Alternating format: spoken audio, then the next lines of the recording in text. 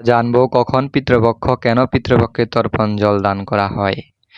চান্দ্র ভাদ্র পূর্ণিমা থেকে আশ্বিন মাসে অমাবস্যা পর্যন্ত 16 দিন পিতৃপক্ষ। 18 সেপ্টেম্বর 2024 বুধবার থেকে 2 অক্টোবর 2024 বুধবার পর্যন্ত পিতৃপক্ষ। এই সময় পিতৃপুরুষেরা পিতৃলোক থেকে এসে জলপিণ্ড গ্রহণ করে মহান আলয় স্বর্গলোক বা ঊর্ধ্বগতি প্রাপ্ত হন।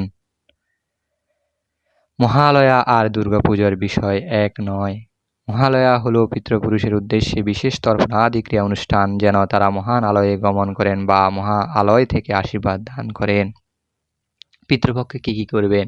আমিষ আহার বর্জন, যেহেতু কেউ মারা গেলে শ্রাদ্ধের পূর্ব পর্যন্ত সংযম বা শুচিতা রক্ষা করা বিধেয়। 2. পিতৃপুরুষের মঙ্গল কামনায় শুদ্ধ ব্রাহ্মণ বা বৈষ্ণব সেবা দান। 3. পিতৃপুরুষের উদ্দেশ্যে মৃত পাত্রে কৃষ্ণ প্রসাদ প্রদান ছাদে বা পুকুর পাড়ে। পিতৃপুরুষের কল্যাণে ভগবানের উদ্দেশ্যে বিশেষ পূজা প্রার্থনা। নিকটস্থ ইস্কন মন্দিরের পূজারী বিভাগে যোগাযোগ করে শুদ্ধ ব্রাহ্মণ দ্বারা তর্পণাদি ক্রিয়া সম্পন্ন করা। হরিনাম জপ কীর্তন করা। শ্রীমদ্ ভগবদ্গীতা যথাযথ শ্রীমদ্ ভাগবত অধ্যয়ন।